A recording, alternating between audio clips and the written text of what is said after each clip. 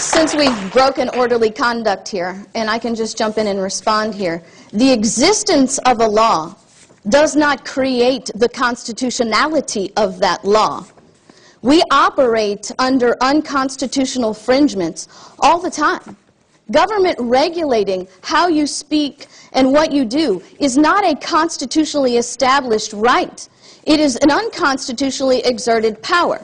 The federal government said, the founders of this nation were very, very clear that the reason we have a Second Amendment is not to protect yourself in your home, but to protect yourself, George Mason said, from becoming enslaved by the federal government.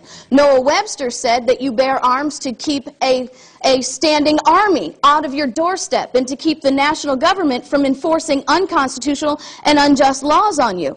This whole idea that the Supreme Court, may I remind you, is a portion of the federal government, has the authority to grant power beyond the Constitution to the federal government, is an absurdity. And what that tells us then is that the Constitution is not the limitation of the federal government. What is the only limitation of the federal government is the Supreme Court of the United States and the will of the federal government itself. That is not a republic, that is a monarchy.